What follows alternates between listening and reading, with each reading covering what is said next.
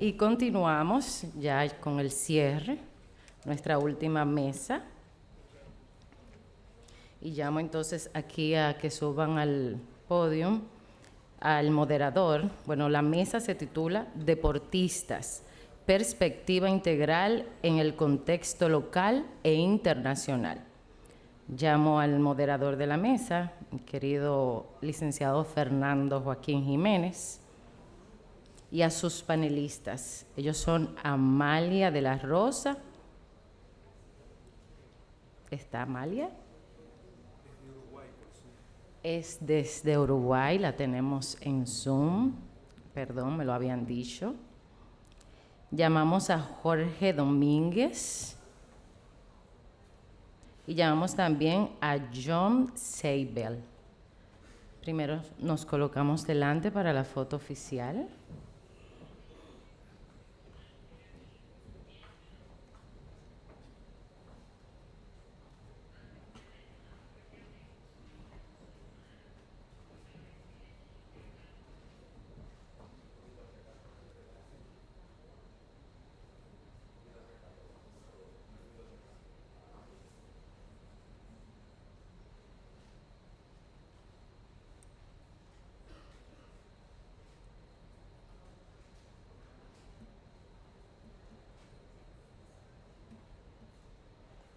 Bien, damos inicio entonces a nuestra mesa Deportistas, perspectiva integral en el contexto local e internacional. Adelante, Fernando. Buenas tardes. Sí, buenas tardes. Vamos a ver. Buenas tardes. Buenas tardes. Perfecto. Lo primero que quiero iniciar realizando es dándole las gracias a la comunidad jurídica del derecho del trabajo de República Dominicana. Todos somos una comunidad. Y quiero decir esto porque sin ustedes este evento no hubiera sido posible. Gracias por tomarse el tiempo en venir a este evento que tiene como objetivo principal fomentar el crecimiento de esta disciplina en nuestro país. Ya adentrándome al tema que va a tratar este panel, es decir, el derecho de los deportistas, quiero enfatizar que el deporte no es solo una disciplina para el entretenimiento. El deporte también sirve como motor de cambio. Y ese motor de cambio necesita regulaciones que se adapten a su naturaleza. Y desde la asociación nosotros pudimos observar esa falencia. Y entonces realizamos este panel de expertos para orientarnos en cuanto a esta disciplina. Este panel va a estar compuesto por el licenciado Jorge Domínguez, que nos va a orientar desde una perspectiva general. Luego va a continuar la profesora Amalia de la Riva, que nos va a orientar desde una perspectiva internacional. Y vamos a finalizar con el licenciado John Seibel, que nos va a hablar desde el deporte insignia que culturalmente hemos adoptado, es decir, el béisbol. Licenciado Domínguez, muchas gracias por aceptar la invitación. En mi nombre y en el de la Asociación Dominicana de Derecho del Trabajo y de la Seguridad Social, se lo agradecemos. Le cedo la palabra para su disertación. Bueno, en primer lugar, muchísimas gracias por la oportunidad y gracias por invitarme a ser parte. Y extiendo mis agradecimientos a la Asociación Dominicana de Derecho del Trabajo y de la Seguridad Social.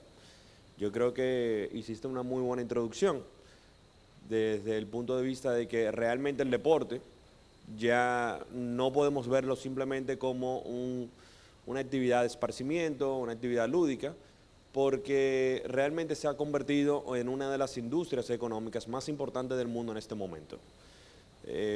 Quisiera ofrecer 3 datos sencillos. El primero es que solamente en el año 2023, 484.000 millones de dólares fueron movidos por el deporte. Eso significa 4 veces el PIB de la República Dominicana en el año 2024.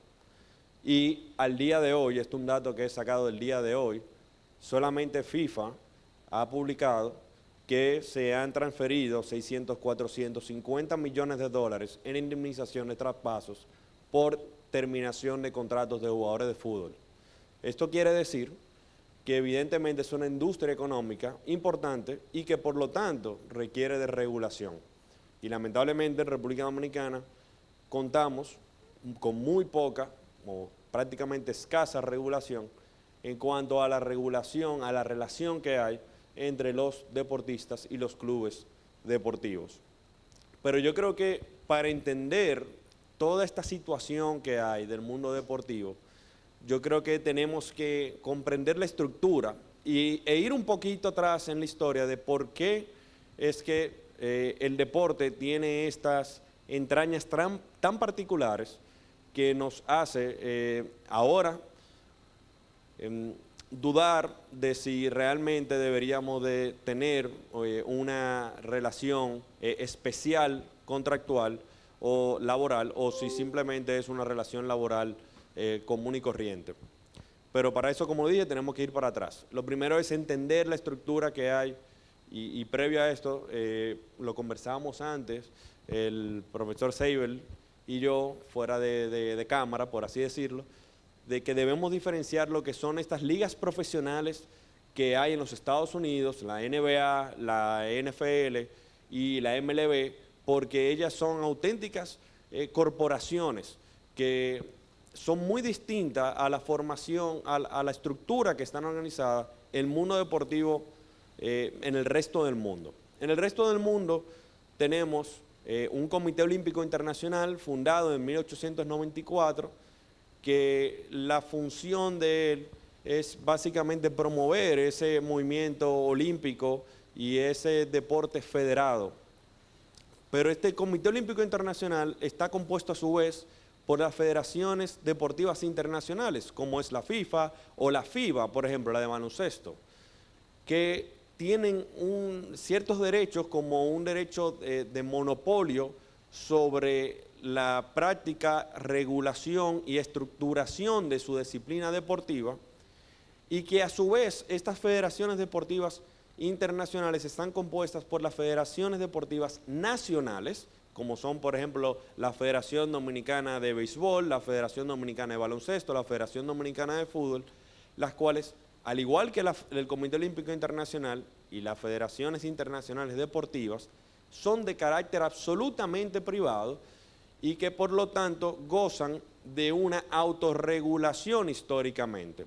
Y cuando digo históricamente, esto es sencillamente porque desde un inicio, en los 1800, a finales de 1800, cuando surge otra vez este movimiento olímpico y este interés de que el juego, ese juego que se jugaba, pase de ser un juego a un deporte, entonces surge como unos acuerdos entre los denominados gentlemen de esa época. Y esos gentlemen de esa época lo que hicieron fue regular esa relación especial que ellos tenían entre ellos, incluyendo, regulaban esa relación particular entre los atletas o los jugadores con los clubes que en ese momento no eran profesionales, eran amateurs, pero que con el tiempo han ido evolucionando.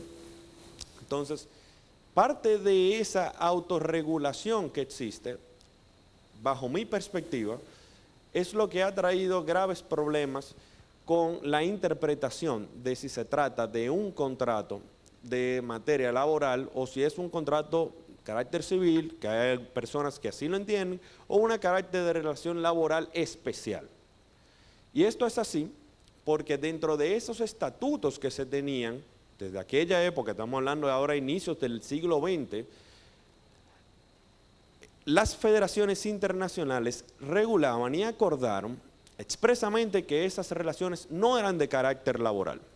Y al no ser de carácter laboral, también se le impedían en ese momento a los atletas, a los deportistas, acudir ante los tribunales ordinarios para dilucidar los conflictos en los cuales ellos se podían ver envueltos.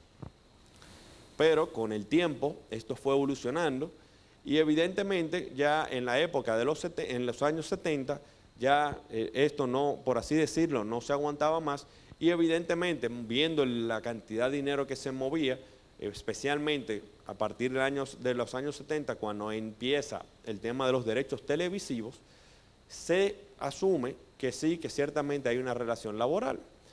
Pero ¿qué hacemos entonces con ese derecho que se tenía, ese impedimento a acudir, a los tribunales ordinarios? ¿Qué se hacía con eso?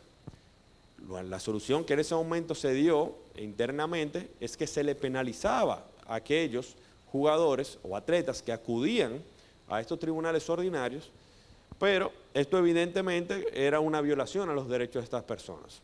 Entonces, Juan Antonio Samaranch, que fue el presidente del Comité Olímpico Internacional por muchos años, en la década de los 80, decidió que realmente una solución que había que darle a esto era, primero, la creación de organismos eficientes, transparentes y totalmente imparciales, internos dentro de cada una de las organizaciones de carácter deportivo que existían. Pero adicionalmente, y que es lo más importante y por lo que él es más reconocido, es la creación de la Corte Arbitral del Deporte en sede en Suiza. En un inicio, la Corte Arbitral del Deporte formaba parte del Comité Olímpico Internacional. Sin embargo, luego de la decisión del Tribunal Superior Federal de Suiza, en el cual le establece que realmente en el caso Gundel, ese caso se llama el caso Gundel, de que no era lógico que la Corte Arbitral del Deporte forme parte del Comité Olímpico Internacional, pues entonces se independiza la Corte Arbitral Deportiva. La Corte Arbitral Deportiva tiene como propósito, es básicamente ser el guardián de la legalidad de la materia deportiva. Como guardián de la legalidad de la materia deportiva también tiene como función mantener la seguridad jurídica de las decisiones, de los principios y de los conceptos que la ley esportiva a través de la jurisprudencia y de los criterios doctrinales se han ido formando. Y de ahí es que entonces, aterrizando a la República Dominicana para que vayamos viendo cuál es la situación actual de la República Dominicana, es que en el año 2005, con la Ley General del Deporte, en su artículo 137, se incluye la creación del Tribunal Arbitral del Deporte. Con la creación del Tribunal Arbitral del Deporte, realmente no pasó nada. ¿Por qué? Porque nunca se constituyó, nunca se puso en funcionamiento, hasta que aproximadamente en el año 2014, la Suprema Corte de Justicia, conjuntamente con el Comité Olímpico Dominicano y la Cámara de Comercio, forman lo que es el Tribunal Arbitral del Deporte en la República Dominicana con sede en el CRC. Ese tribunal al día de hoy funciona bajo las mismas condiciones, que es gratuidad, rapidez, transparencia, y está totalmente activo.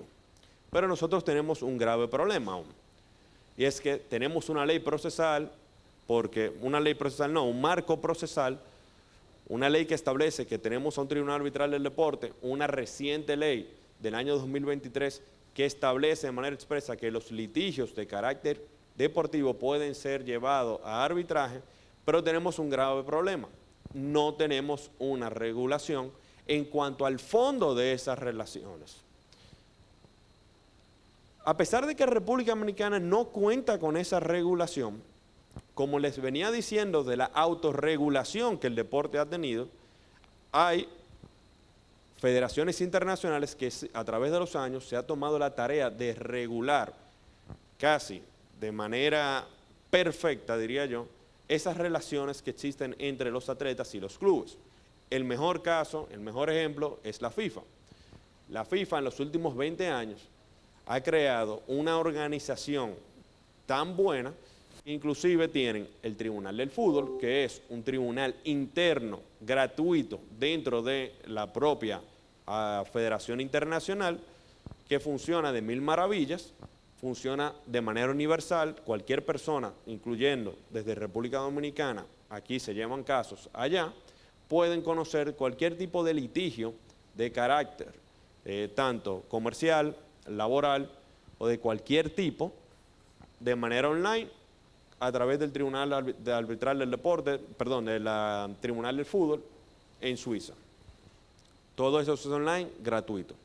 Pero además de todos, ellos cuentan con una codificación de los derechos de estos jugadores, entrenadores y agentes y cuerpo técnico del mundo del fútbol, en el cual establecen inclusive la forma en la cual esos contratos son concretizados, la terminación, las indemnizaciones, los derechos de formación y solidaridad que se tienen, la transferencia de menores de edad, las transferencias de jugadoras del sexo femenino y las particularidades de las jugadoras de fútbol, por ser un tema, por ejemplo, del embarazo, cuáles son las normas especiales aplicables en esos escenarios.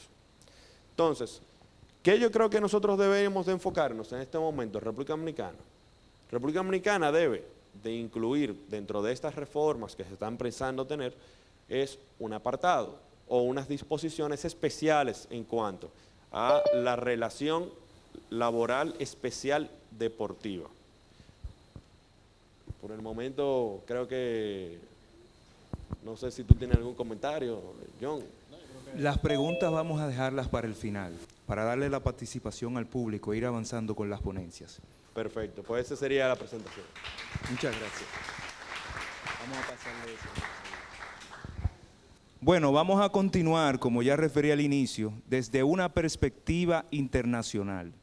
Y para ilustrarnos desde esa óptica tenemos a la profesora Amalia de la Riva, la cual estará disertando por vía Zoom.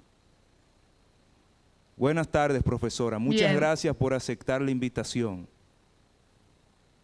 Buenas tardes, muchas gracias a ustedes. Para mí realmente un placer compartir este espacio de intercambio en este 14º Congreso Nacional de Derecho del Trabajo y la Seguridad Social de la Asociación Dominicana de Derecho del Trabajo y la Seguridad Social y 15º Congreso Internacional de Derecho del Trabajo y la Seguridad Social de Universitas Fundación.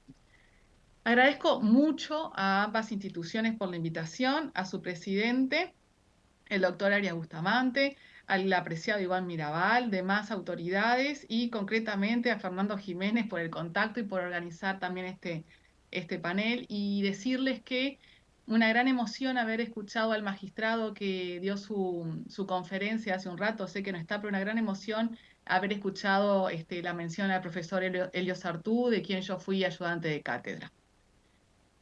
Un saludo también muy importante a Óscar Hernández, amigo del laboralismo uruguayo, conocido en estas tierras del sur como Óscar el Malo, ella les contará. Y también al profesor Jaime Cabezas, a quien conocí hace un tiempo en Montevideo. Bien, me viene muy bien realmente esta exposición de Manuel Gutiérrez porque como tengo poco tiempo, voy a mencionar 2 o 3 puntos al respecto y después me voy a remitir a lo que él dice que realmente suscribo en su totalidad. Pero me toca enfocarme en el contexto internacional derivado o de las relaciones de trabajo, podríamos decir, derivadas del deporte profesional. En este sentido, cuando me puse a pensar en qué podía compartir con ustedes, decidí que lo que iba a hacer era poner en evidencia algunos desafíos, ¿sí? Y no profundizar en cada uno de los puntos, los cuales nos podrían llevar seguramente muchas horas. Entonces, sobrevolar un poquito algunos puntos relevantes y los voy a dividir en dos puntos. Primero, los desafíos persistentes, ¿sí? Y en segundo lugar, nuevos desafíos, que no son tantos nuevos desafíos, sino nuevas miradas. En primer lugar, los desafíos persistentes, voy a tocar 5 puntos muy rápidamente. El deporte como derecho humano fundamental, la naturaleza jurídica de la relación que une al deportista y a su club, el derecho aplicable y la jurisdicción competente, temas de seguridad social y temas de seguridad y salud en el trabajo. Y en segundo lugar, los nuevos desafíos, o mejor dicho, las nuevas miradas, ¿sí? Una nueva mirada sobre la perspectiva de género, ¿sí? Y ahí sí, un nuevo desafío sobre los deportes electrónicos. Entonces, bueno, si les parece, arrancando con este tema, ¿sí? Y surciendo, si se quiere, un poco con algunas de las cuestiones que se han estado tratando, primer tema o primer espacio, deporte como derecho humano fundamental. Acá uno de los desafíos que se presenta para todo Estado es claramente, ¿sí? Si incluimos al deporte o a la práctica deportiva y qué espacio de la práctica deportiva dentro de la Constitución o en los derechos constitucionalmente reconocidos o no lo hacemos. ¿Sí? Es decir, si es pertinente o no la ubicación en la Constitución. ¿Qué sucede en el contexto internacional? Distintos sistemas. Hay quienes tienen el derecho al deporte, ¿sí? Concretamente, expresamente establecido en la Constitución, y otros países de reconocimiento tácito, ¿sí? Es decir, unos silencios que en realidad deben ser interpretados como reconocimiento de este derecho, un derecho humano fundamental, a partir de la incorporación de estos derechos o este derecho al deporte, ¿sí? En diversos tratados o instrumentos internacionales y, por supuesto, ¿sí? Digamos, incorporados a partir de lo que se denomina el bloque de constitucionalidad. Se imaginarán que para todo laboralista, pensar que la propia tarea, la propia actividad tiene un reconocimiento constitucional ya expreso, ya tácito, le genera muchísimas responsabilidades y también formas de resolución de las tensiones entre derechos o entre derechos y obligaciones. Por supuesto, se podrá definir si cómo tratamos al deporte amateur, cómo tratamos al deporte con finalidad social, con finalidad de reeducación, con finalidad de reinserción, cómo tratamos al deporte dependiendo si es el deporte infantil, si es el deporte en la tercera edad, el deporte alto rendimiento, el deporte competencia profesional. Cada faceta del deporte requiere, ¿sí? Una mirada diferente, ¿sí? Y un análisis totalmente particular. Pero concretamente, en cuanto a nosotros como laboralistas nos toca, es indispensable pensar el espacio de la relación de trabajo en el deporte, ¿no? ¿Por qué? Y bueno, porque hay muchos derechos humanos fundamentales que se ejercen de un modo peculiar en el deporte. Concretamente, voy a mencionar algunos, pero que no son todos, por supuesto. ¿Qué pasa con el derecho a la libertad de expresión del pensamiento? ¿Sí? Cómo los clubes o las instituciones deportivas regulan el derecho, un derecho humano fundamental de la persona, ¿sí? Y lo regulan en el ámbito de la relación laboral, por ejemplo, cuando le regulan qué cosas decir, cuáles no y de qué modo comportarse, supongamos en lo que son el manejo de las redes sociales o el uso de determinado tipo de distintivo. Por supuesto, las cláusulas de moralidad en el deporte, ¿no? que digamos, se insertan directamente en el modo que el deportista vive su vida personal y su vida privada, y que muchas veces queda bastante bajo la lupa del club y a veces también incluso de los sponsors. Todo esto me lleva al segundo punto, ¿sí? Que fue tratado, por suerte, por Manuel Gutiérrez, eh, eh, el de la naturaleza jurídica de la relación del deportista con la institución para la cual se desempeña. Hace 15 o 20 años, ¿sí? Se ponía en tela de juicio si el vínculo del deportista era un vínculo laboral o de otra naturaleza. Hoy, sí, podemos decir, sin lugar a dudas, ya como se señaló recién, que podemos reconocer que es un vínculo laboral, pero ¿sí? Se abre una disyuntiva. ¿Es un vínculo laboral? Eso lo sabemos o lo tiene el mundo bastante claro a partir de la sentencia Bosman, donde el Tribunal de Justicia de la Unión Europea, en el año 95, si no me equivoco, se pronunció al respecto de lo que fue una revolución absoluta en el fútbol. Bien, hoy el Tribunal de Justicia de la Unión Europea vuelve a producir otra revolución con una sentencia del 4 de octubre del 24 en el caso de Arra, que muchos seguramente conozcan. Pero el hecho, en concreto, lo que me interesa señalar es que tenemos estas dos posibilidades, ¿no? Como decía el colega recién. ¿Estamos ante una relación de trabajo común o estamos ante una relación de trabajo especial? Porque según lo que nosotros digamos, vamos a tener las consecuencias. Si es relación de trabajo común, ¿sí? Habitualmente en los países donde esto se sostiene de esta manera, ¿qué tenemos? Bueno, la consecuencia es la aplicación del derecho laboral general, ¿no? Es decir, un derecho laboral general, pero la verdad es que, siguiendo lo que se acaba de decir, en la práctica esto no es tan así o no funciona de esta manera. ¿Por qué? Bueno, primero, porque hay pocos juicios en los órganos jurisdiccionales, eso es así en todo el mundo, ¿sí? Porque las asociaciones y las federaciones nacionales e internacionales se han ocupado y preocupado con diferentes líneas de motivos para encapsular el conflicto dentro de sus propios ámbitos, ¿sí? ¿Y por qué? Entonces, de esta manera generaron otros modos de resolver las disputas. Por lo tanto, ¿sí? Cuando se habla de que se trata de una relación de trabajo común, ¿sí? Tiene de todos modos sus tintes especiales. Ahora, también hay otros sistemas donde se establece que son relaciones de trabajo especial. Por ejemplo, en España, ¿sí? Donde se aplica el Estatuto de los Trabajadores siempre que no se oponga al Real Decreto 1006 del 85. Algo similar a lo que sucede en Brasil, ¿sí? Entre el contrato especial de trabajo deportivo y la propia consolidación de leyes de trabajo, y lo mismo la Ley Federal de Trabajo de México. Tercer punto importante, que viene también a raíz de esto: derecho aplicable y jurisdicción competente, ¿no? Si tenemos un trabajador común, ya dijimos, teóricamente derecho del trabajo común, y si tenemos un trabajador, consideramos que es un trabajador especial, derecho al trabajo especial, y entonces esto nos obliga a crear normas de derecho sustantivo que se le apliquen.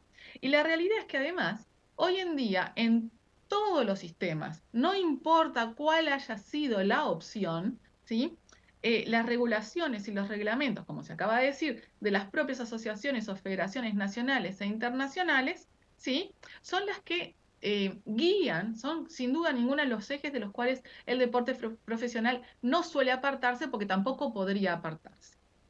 Entonces, genera una tensión entre el propio Estado y el modo en que el Estado quiere proteger a esos deportistas o trabajadores del deporte o trabajadores deportivos, ¿sí? Y otros derechos y otros intereses que son del deporte organizado, que son interesantes e importantes también, sin duda ninguna, como una competencia justa, en términos similares, cristalinidad, no a las apuestas, no a los arreglos, fair play, etc. De esta idea también viene la jurisdicción competente, donde vamos a resolver los conflictos originados en las relaciones de trabajo de los deportistas profesionales, ¿sí? Bien, acá de nuevo tenemos dos opciones: o las resolvemos en los juzgados comunes, ¿sí? O las resolvemos en tribunales arbitrales que son generados, como se acaba de decir un poco también, a instancia del propio Estado, ¿sí? Como se acabó de mencionar en la ley dominicana, o los resolvemos dentro del espacio del deporte, separado y muchas veces opaco para la visión del propio Estado, ¿no? Como por ejemplo, exactamente como sucede en el TAS, lo cual lleva a cuestiones de mucho interés. En definitiva, una última instancia que se regula a partir no solo de un derecho procesal específico, sino de un derecho interno, del derecho interno suizo, ¿sí? Sin que de repente ese trabajador jamás en su vida deportista haya pisado Suiza. Entonces esto, como personas de derecho, obviamente nos interpela mucho, ¿no? Porque estamos pensando en que hay una resolución de conflictos, ¿sí? De conflictos de un trabajador en un espacio totalmente alejado del propio Estado. Y bueno, los estados en general hacen muchas veces opciones conscientes, pero muy frecuentemente es un poco la fuerza de los hechos lo que lleva a decantar un poco estas cuestiones. Y además, por supuesto, teniendo en cuenta que muchas de las relaciones de trabajo también tienen componentes internacionales. Y entonces empiezan a jugar cuestiones incluso también de derecho internacional privado, como los propios tratados. Cuarto punto, la seguridad social, ¿sí? Nuestros países, con seguridad social de corte bismarquiano, sobre todo, sin duda ninguna, Uruguay, donde el vínculo entre el trabajo remunerado, registrado y la seguridad social es muy fuerte, ¿sí? Al extremo que las prestaciones no contributivas son las menos, generan muchos desafíos, ¿sí? Por ejemplo, desafíos de formalización, ¿sí? Desde el punto de vista de los aportes a la seguridad social, es muy común en todo el mundo, ¿sí? Que los clubes no aporten a la seguridad social. ¿Por qué es muy común? Bueno, por dos cuestiones. En algunos casos porque se discute si es una relación de trabajo, si el club puede o no puede, y además, sobre todo, por temas de tipo verdaderamente económico. Los clubes fuertes del deporte, que sean fuertes, económicamente solventes, en el mundo son muy pocos, ¿sí? Entonces es común ver que, aunque en determinados estados estos trabajadores del deporte deban aportar a la seguridad social, es común ver que esto no es así o no es así en buena medida. Esto es una realidad en todos los países. En América Latina además tenemos países con una muy fuerte informalidad. Uruguay es un país muy formalizado en este sentido y sin embargo el deporte todavía viene muy rezagado en estas cuestiones. Por su parte, otro tema de seguridad social de enorme importancia es qué pasa con los accidentes de trabajo, ¿no? En actividades que son intrínsecamente riesgosas, con una gran prevalencia de lesiones. Bueno, ¿qué pasa con los accidentes de trabajo? De nuevo, dos grandes posibilidades. Una, estar incluidos en el sistema común, como pasa en Argentina, ¿sí? Y otra, estar excluidos del sistema común, como pasa en Uruguay. En Uruguay la ley dice que no están incluidos, ¿sí? Y entonces esto lleva a otra cuestión. ¿Cómo resolvemos el problema? Y bueno, lo que en general sucede en aquellos países donde no están cubiertos por la seguridad social común, lo que sucede es que eh, tienen la necesidad de generar o seguros privados a partir de convenios colectivos. Esto es más o menos cómo funciona esta cuestión. Quinto punto, seguridad y salud en el trabajo. Si ya hablamos de los accidentes de trabajo, otro tema muy importante son las enfermedades profesionales. No nos olvidemos, actividades repetitivas, ¿sí? Mala curación de lesiones, lesiones producidas con mala intención, lo cual abre también otros espacios, no solo de derecho de trabajo, sino incluso de derecho penal. ¿Qué pasa con las prácticas riesgosas? Con deportes que son enormemente riesgosos, por ejemplo, vinculados al hipismo o al automovilismo.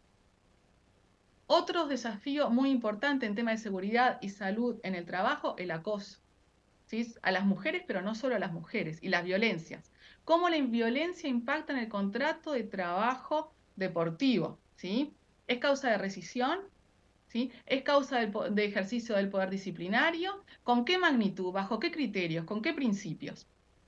El doping. ¿Sí? El doping como causa, por ejemplo, de rescisión de los contratos. ¿Qué pasa con el deporte femenino en términos de salud y seguridad en el trabajo? Ya se abrió protección de maternidad y lactancia, pero no solo eso, y eso me lleva a los nuevos desafíos, que yo les dije que iban a ser dos. Primero, la perspectiva de género, ¿sí? Es decir, a ver, no es un nuevo desafío, por supuesto que no, es un desafío histórico, ¿sí? Que las mujeres sean consideradas del mismo modo que los hombres en todos los ámbitos del trabajo, el deporte no es una excepción, pero es una nueva mirada. Nosotros tenemos este problema sobre la mesa o aprendimos a mirar este problema desde hace relativamente poco. Entonces, las desigualdades que campean en el deporte son todavía más profundas que en los contratos de trabajo de otras actividades. Por supuesto, salarios y premios. Hasta hace no tanto, por ejemplo, para dar un ejemplo claro, los torneos del Grand Slam tenían diferentes premios entre hombres y mujeres. ¿Sí?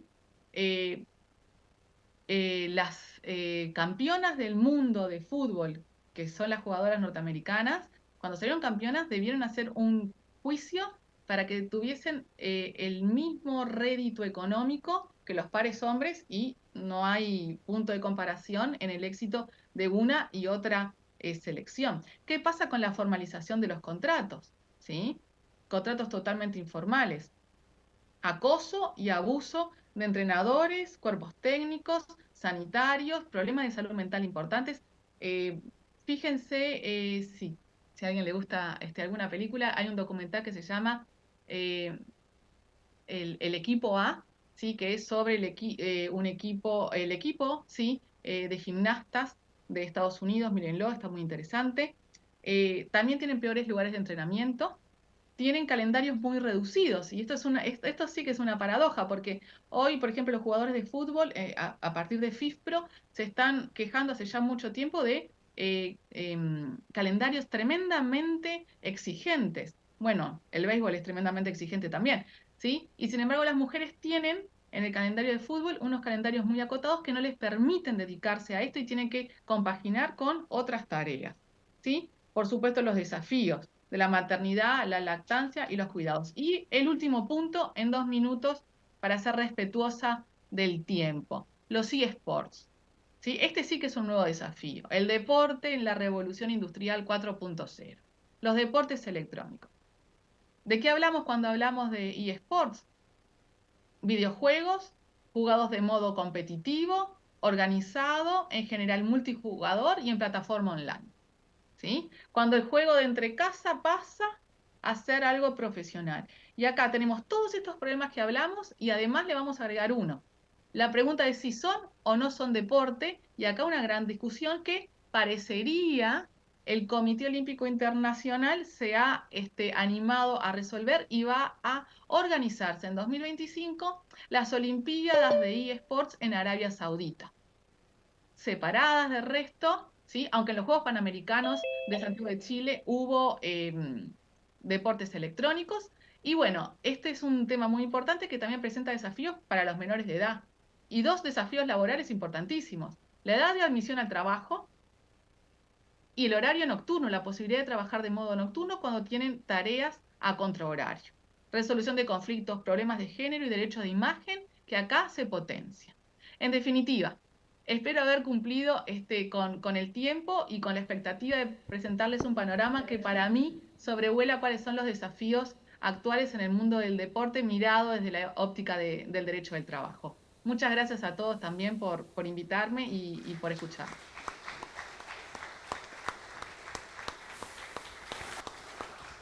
Muchas gracias, profesora de la Riva, por ilustrarnos desde el contexto internacional. Bueno, como les había dicho anteriormente, vamos a culminar con el licenciado John Saber, que nos va a dar la perspectiva, pero desde el deporte que es insignia culturalmente aquí en República Dominicana, que es el béisbol. Muchas gracias, licenciado, por aceptar la invitación por parte de la asociación. Tiene la palabra para la disertación. Gracias, Fernando, y gracias a la asociación por el honor de presentarme ante ustedes. Gracias a los colegas y los jueces que están aquí a esta hora. Vamos a tratar de ser lo más escueto posible. Y muchas gracias a Jorge y a la profesora por una introducción excelente al tema. Ahora me toca a mí aterrizarlo a una dinámica que nos interesa mucho. Ya estoy viendo aquí el colega del sonido con su cachucha del Licey, lo cual implica, nos enseña lo importante que es el béisbol para nosotros, culturalmente y actualmente desde el punto de vista económico. Le voy a dar una pequeña cifra de 450 millones de dólares fue lo que invirtió Major League Baseball en la República Dominicana el año pasado. Creo que en este año solamente en firmas de jugadores se gastaron alrededor de 85 millones de dólares. Es decir, que aquí hay un impacto muy fuerte.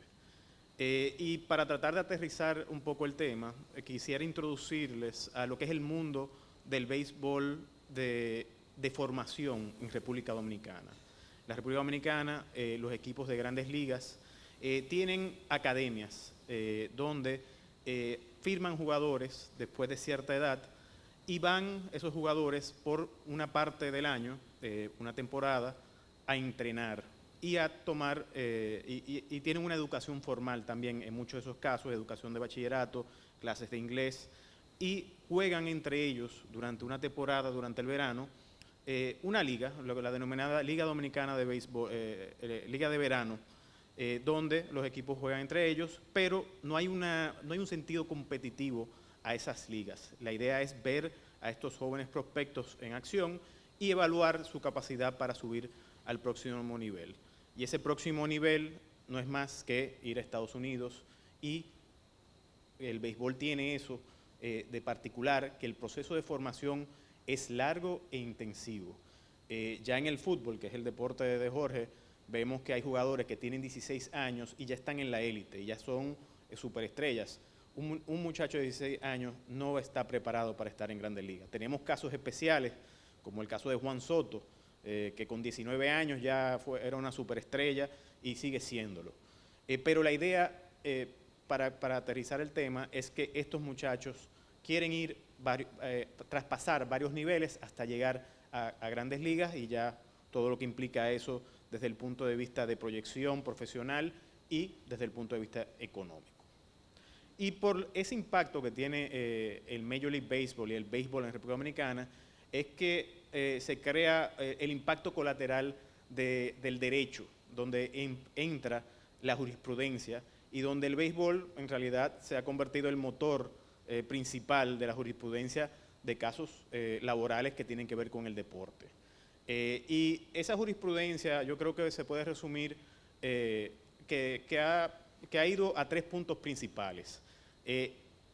Número 1, la arbitrabilidad o no de los conflictos laborales que surgen del deporte. Número 2, el tema de la jurisdicción competente para conocer de los conflictos laborales cuando se trata de jugadores que han participado parte en República Dominicana y parte en Estados Unidos. Y número 3, que para mí es el más importante y es el que ha tenido el mayor impacto, es la naturaleza como tal de esa relación, de la naturaleza ya sea laboral o no laboral, y si es laboral, cuál es el ámbito especial de esa naturaleza. Entonces, en el año 2020, la Suprema Corte de Justicia emite una sentencia en las Salas Reunidas, que es un caso Martínez contra los Dodgers de Los Ángeles, donde creo que ahí se tratan 2 de esos temas de manera precisa. Número 1 es la naturaleza del contrato, donde ya la Suprema Corte de Justicia dice que esto es un contrato de naturaleza especial, pero dentro del ámbito laboral. Eso ha tenido, obviamente, un impacto en cuanto al incremento de casos en los tribunales dominicanos, donde actualmente las salas están copadas de casos de jugadores cuando se le termina su contrato de trabajo. Esa naturaleza especial yo creo que es interesante analizarla porque evidentemente la Suprema Corte de Justicia y los tribunales inferiores están atados a lo que establece actualmente el Código de Trabajo. Y el Código de Trabajo es obviamente una pieza legislativa que está muy limitada y está diseñada con un carácter proteccionista. Entonces, nada del Código entra completamente dentro del ámbito. La Suprema Corte en esa misma sentencia establece que hay unos vicios, vamos a decir, de un contrato de aprendizaje, lo cual hay una parte muy fuerte de aprendizaje en este caso, donde un jugador a partir de los 16 años tiene que tener unos conocimientos y un desarrollo.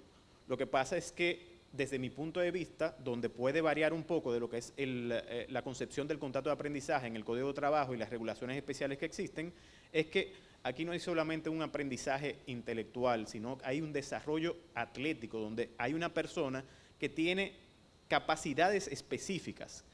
Yo, por más que estudie el béisbol, nunca voy a llegar a Grandes Ligas y nunca voy a hacer nada.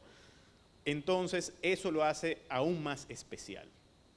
Entonces, a través de los años se ha mantenido esa concepción de un contrato especial, pero buscándolo dentro del ámbito del Código de Trabajo, lo cual nos lleva a ver cuál es la solución de eso. Yo creo que aquí se ha mencionado, lo mencionó Jorge, que probablemente aquí se requiere una legislación especial a regular esta situación especial que surge entre ese jugador y ese club para un interés mutuo que entiendo que beneficie a ambas partes. El otro tema que tenemos es que también estas relaciones se dan en temporadas, en estaciones del año. Y yo creo que recientemente hay una sentencia de la Corte de Trabajo de la provincia de Santo Domingo que establece la naturaleza del contrato estacional, este contrato, aunque el contrato está establecido por varias temporadas, pero cada temporada comienza y cierra en una parte específica. Obviamente esa sentencia va a ir ahora a la Suprema Corte de Justicia y la Suprema va a ver cuál sería la solución en ese sentido. Pero, como podemos ver, desde mi punto de vista, la legislación especial que define ese contrato y hacerlo de una manera general del contrato deportivo y especial en cuanto al béisbol, creo que vale la pena revisarlo. El béisbol, de nuevo, genera ciertas situaciones en nuestro país, hay un impacto económico, hay un impacto humano muy importante y hay un fervor de todos nosotros, que todos nosotros somos fanáticos de alguna forma u otra. El segundo punto que trata la jurisprudencia de la Suprema Corte de Justicia es el tema de la arbitrabilidad o no de estos contratos. Como dice Jorge, como estableció la profesora, históricamente el arbitraje es la vía de resolución de conflictos de los contratos deportivos. Siempre ha sido así y muchos de los deportes específicos, federaciones y clubes han diseñado el sistema para esos fines. Ahora bien, en la sentencia de Martínez, las salas reunidas establecieron, y creo que esa sentencia fue ratificada incluso por sentencias posteriores, que pura y simplemente, desde el momento que yo considero que este es un contrato de trabajo, las relaciones laborales, los derechos establecidos en el Código de Trabajo por ser de orden público, no son objeto de arbitraje. Posterior a esa sentencia, entró en vigor la ley 3623, Jorge, la ley 3623, que modifica y establece la Corte de Arbitraje, y en uno de sus artículos establece la capacidad de dirimir los conflictos deportivos en la Corte de Arbitraje. Esa ley todavía no ha sido objeto de ningún tipo de recurso que yo recuerde, y por lo tanto veremos cómo se aplica eso. Pero volviendo a la legislación especial, yo entiendo que una legislación especial que proteja los derechos laborales o no de esa relación, y que pueda arbitrarse simplemente por el carácter especial que establecía la profesora. En estos casos estamos hablando de carreras muy cortas, de carreras que la juventud es oro en el deporte, donde hay situaciones especiales, altos riesgos de lesiones, hay situaciones especiales sobre el uso de sustancias prohibidas para poder tener mejor rendimiento. Y por lo tanto entiendo que ahí se crea una situación que también puede ser objeto de revisarse en una legislación especial.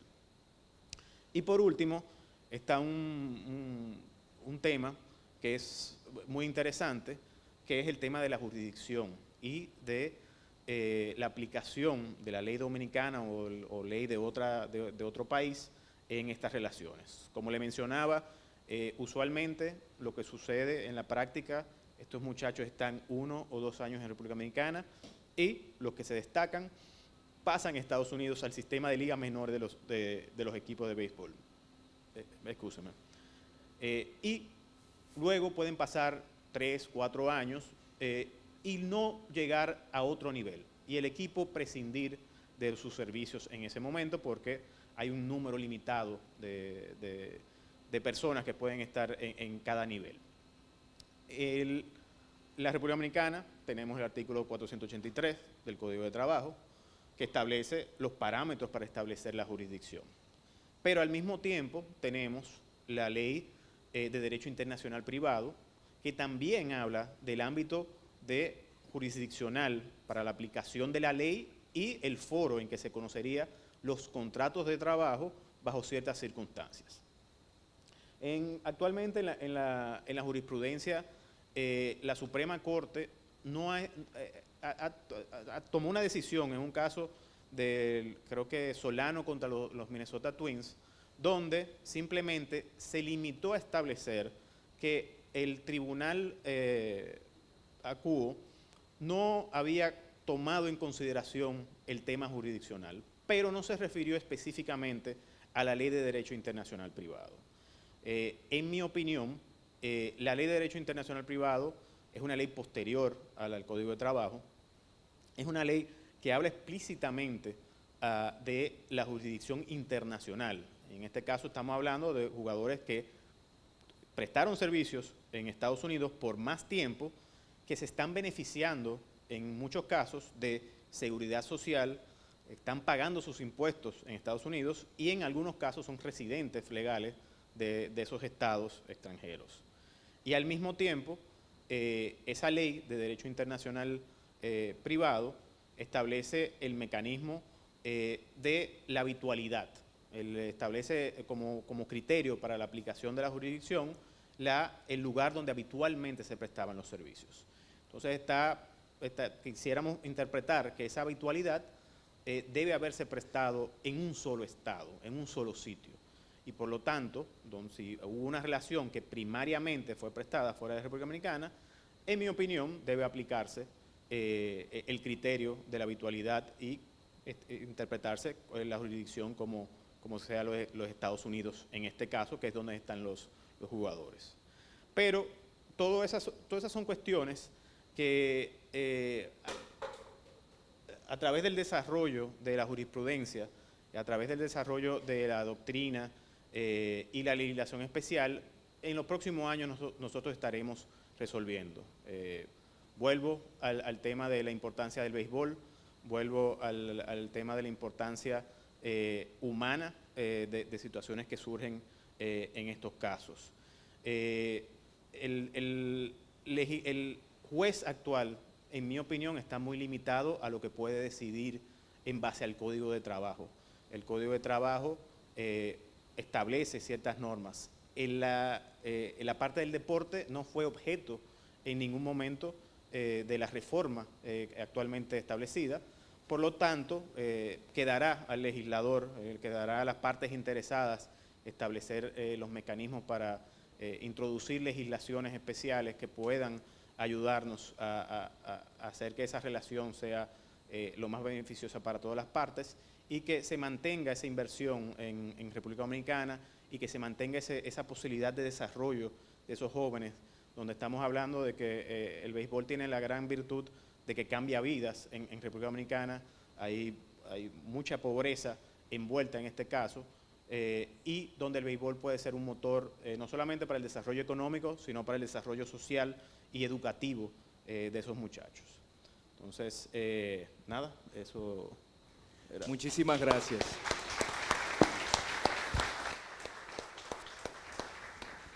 Muchas gracias por su disertación, licenciado Seiber. Ahora vamos a abrir el panel de preguntas, advirtiendo de que ya estamos sobre el tiempo. Vamos a dar 2 oportunidades y vamos a iniciar por el joven que tiene la mano levantada ya.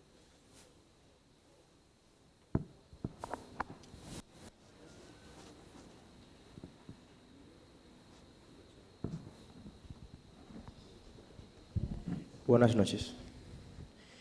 Primero quiero agradecer por traer este tema, para mí es sumamente importante y actualmente en la República Dominicana falta mucho trabajo a nivel deportivo en el derecho.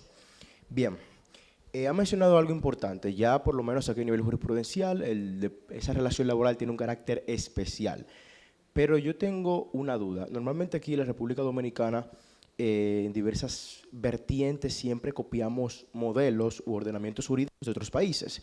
Obviamente no podemos comparar el carácter sociodeportivo que hay en España con el de la República Dominicana. Por ejemplo, en España el 30% de las mujeres futbolistas tienen miedo a quedar embarazadas porque no tienen una protección. Por ejemplo, aquí en la República Dominicana, una del equipo de voleibol, Isbel Mejía, salió positivo en doping y lamentablemente no pudo jugar las Olimpiadas, etcétera, etcétera. Por lo tanto, mi pregunta gira en lo siguiente. Si aquí al 100% ya se puede determinar una relación laboral a nivel deportivo, ¿cuáles aspectos pueden funcionar o pueden copiarse de otros modelos y cuáles no? Esa es mi pregunta.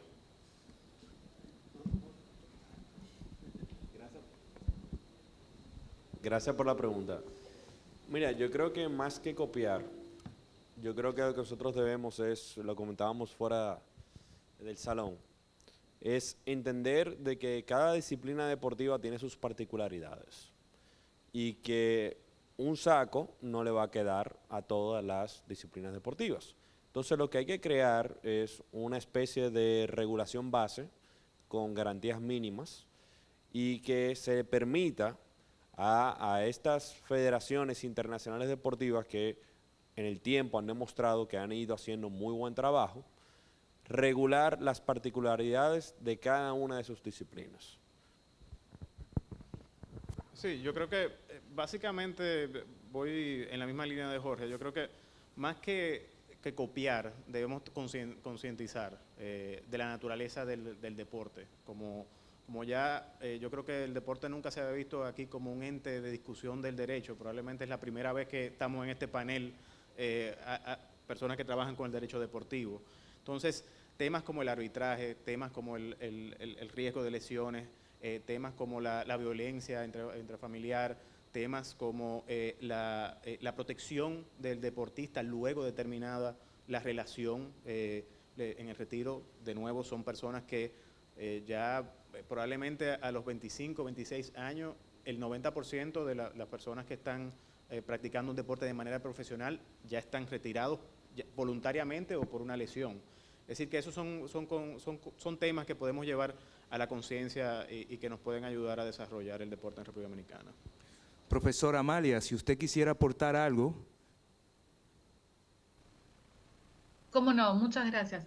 Esta pregunta que hace el colega es muy interesante porque me parece que precisa primero definir, pero que lo defina el Estado, ¿no? ¿Va a ser una relación de trabajo común o especial? Si es especial y eso es lo que quieren, deberían sí, efectivamente, me parece a mí, establecer cuáles son las cosas en las cuales el Estado no va a dar un paso atrás. ¿Qué cosas mínimas, por lo menos, quiere acordarle a ese tipo de trabajadores? Y a partir de ahí es cierto que las federaciones tienen mucho que decir. Hoy el deporte tiene un nivel de desarrollo tal que es imposible pensarlo sin la regulación de las asociaciones y las federaciones. Y un punto siguiente, me tomo el atrevimiento de rescatar las dos cuestiones que él planteó vinculadas al deporte y al tema de género. La FIFA, por ejemplo, ha estado haciendo un trabajo buenísimo, buenísimo, sin duda ninguna, en empezar a estudiar los temas de género y tener normas protectoras. Y eso es muy importante porque en general la mujer deportista es una mujer joven, ¿sí?, que está en edad de ser madre y muchas veces tiene que elegir entre ser madre y continuar la carrera deportiva. Gracias. Muchas gracias, profesora. Estoy enterado de que esto es un tema que levanta muchas pasiones, pero por razones de tiempo no vamos a poder continuar con la sesión de preguntas y ya para finalizar el evento le vamos a ceder la palabra a nuestra estimada Juliana Matías.